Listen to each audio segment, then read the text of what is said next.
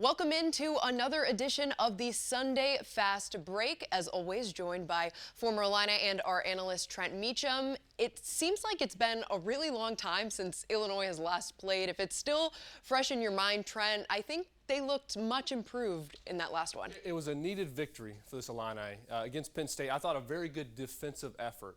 8 blocks for the team, seven steals. Kofi Coburn with 8 blocks. That shows a lot of activity. Coleman Hawkins off the bench with limited minutes with 3 blocks. So that's the key for this team. Penn State started off really hot, red hot from the 3.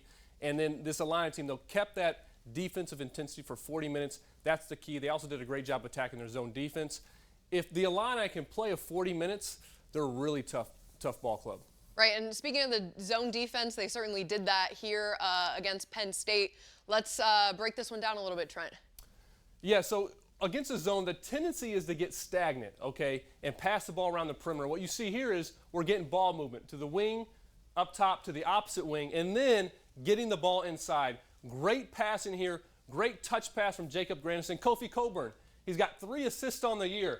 Terrific pass to Adam Miller that's really shooting the ball well, so that's great to see. So again, you get this player movement, ball movement, and this mid-post area is really key. We had Jacob Grandison in there. Andre Curbelo filled that position a little bit in the game, which was interesting to see. The smallest guy in the court, but he was terrific there in the high post. You get the ball inside, you're going to get good things against a good zone defense. So move the ball, get body movement, penetrate via the pass or the dribble. Kofi Coburn gets the ball, commands so much attention. Now you have your options. We're shooting the ball with confidence. That's what we're going to need to do against the Iowa Hawkeyes. Right, and I think getting Kofi in on that a little bit too will be really good for them moving forward, because we see it here that they're going to double, triple team him, but he's sending it out to the perimeter. I mean, how important is Kofi maybe for moving the ball a little bit around?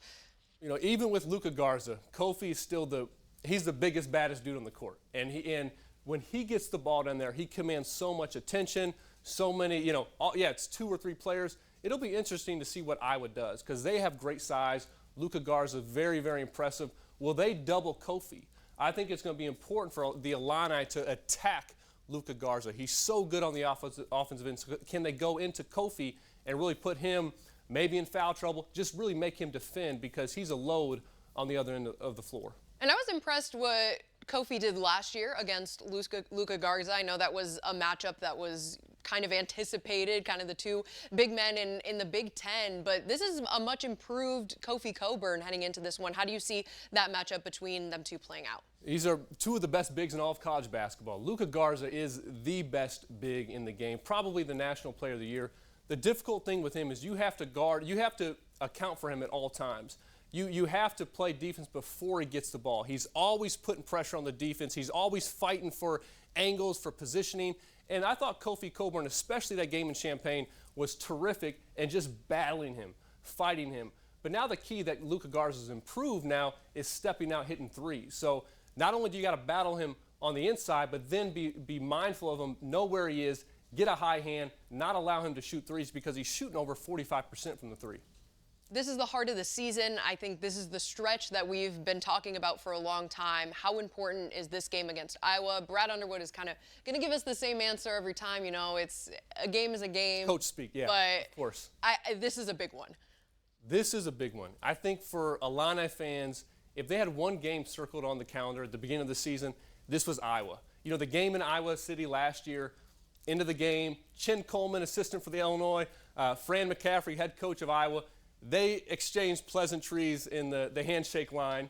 And then here in Champaign, Fran McCaffery's son Patrick and DeMonte Williams got into it, nose to nose, no social distancing there. So, Io DeSumo made it clear these teams don't like each other. So for the fans, we're really excited about this. The players are. You're playing a top 10 team. They're coming into Champaign. This Illini team's had some struggles, got a nice win against Penn State. Okay, Iowa's coming off a loss. They have a break too. They did not play this weekend. A loss at home to Indiana wasn't expected. So both these teams, are going to be fired up for this game. And this is a key, like you said. It's a long season. This is a marquee game. This would be a huge victory if the Illini could play 40 minutes and come out with a win. Now, they're coming off a win, of course, but a little more than halfway through the season. We can't ignore, some of the ups and downs that they went through just getting to this point. Do you think they're where they need to be at this point in the season to be successful? Yeah, it's a great question. I don't think the Illini is where they need to be right now. It's a long season. Before this season started, we talked about how do you handle adversity. Adversity comes in different ways, obviously with COVID and canceled games, postponements. You hope that doesn't happen in your program, but it still affects you if another program is dealing with it, like we're seeing now. So how do you handle that? How do you handle maybe playing poorly for a few games or not shooting the ball too well? This team has hit a slump. Now they had a great comeback, coming back, playing a great game of basketball against Penn State. Now can they build on that against better opponents coming up, starting with the Hawkeyes here Friday night? What is that thing that just might be missing for this team? Because of course there was so much hype coming into the season, but they struggled with some of that adversity. I mean, is it one thing that you can pinpoint, or I guess what is going to take this team to the next level to be where they want to be and where a lot of people expected them to be? If I did, I think Coach would have me on his hotline. Yeah. What's the missing sauce here? But this team is playing well. I think if you look at the season as a whole, defensively, they're shooting the ball well. Their efficiency numbers are very strong. So again, it's a matter of this is a long season. I think we talked about leadership. Okay, who's provides that leadership so they start the games really well, so they don't give up these big runs. I think that's really key for this team, and also just to stay confident, knowing this is a long season.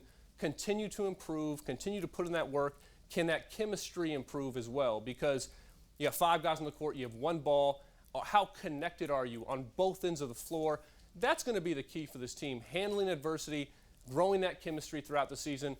You have plenty of opportunities to do that against great opponents in the Big Ten. And so I'm looking forward to see how this team continues through the second half of the season.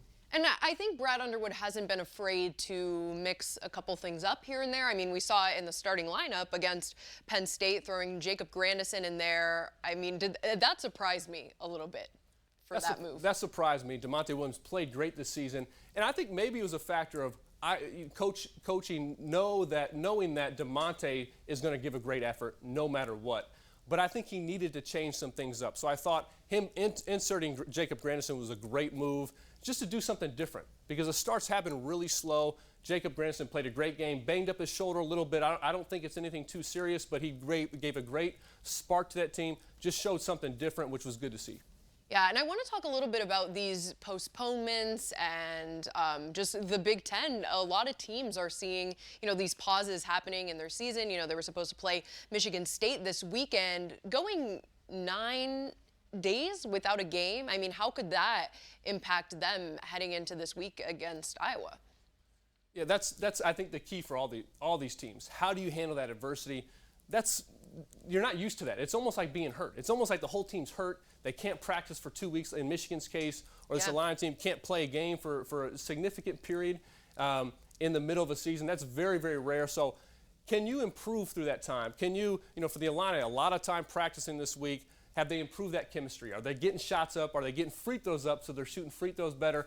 That's key. Okay, how do you improve throughout the season? It's easy to kind of become stagnant. It's easy to become complacent kind of in the role that coaches assigned you, but can you keep improving and then be ready, because you never know when your number is going to be called of any season, especially this season when, because of COVID, hopefully no player has to miss any games, but if you are on the bench, you're not playing many minutes, can you stay ready? Can you, in terms of being in shape, being confident, so that if your number is called, you're ready to go? Yeah, and I mean, as far as Michigan getting their season put on hold here for 2 weeks, they're at the top of the Big Ten right now, and I think that is a spot that is a very hot commodity. I mean, we see a little bit of a race here to get to that spot, given what could happen here with Michigan's program. It's going to be very interesting. The Illini only 2 games behind Michigan with a lot of games left. Michigan was playing so well. Yeah. I mean, by far, I think the best team in the Big Ten, at least in this point. So how do they respond to having 2 weeks of no practice? That's really difficult. You saw Penn State a little sluggish after going through the same thing. But Michigan, it'll be very interesting how they respond. It sounds like, thankfully, none of the players or coaching staff is sick. But it's difficult to respond to that, just being off for that extended period of time. Although I would say I'd prefer to have that in January then late February or March, that's where it could be very tough if something like that comes up.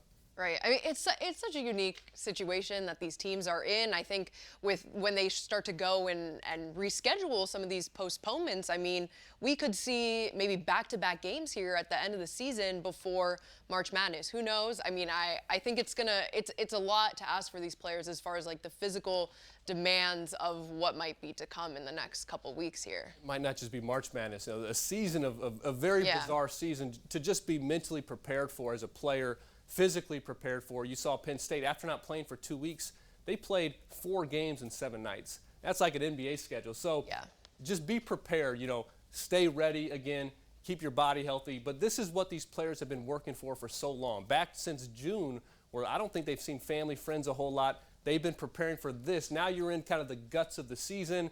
You're probably a little banged up. You've hit some adversity. Now's the time to really come together, to really, refocus and make a great push as we get into February and then get into March. Awesome. All right, Trent, thank you so much. As always, really looking forward to next week. We can break down this Iowa one. I'm sure we'll have a lot to talk about. Thanks for having me. This is the big one, Iowa Hawkeyes. Awesome. Thanks, Trent.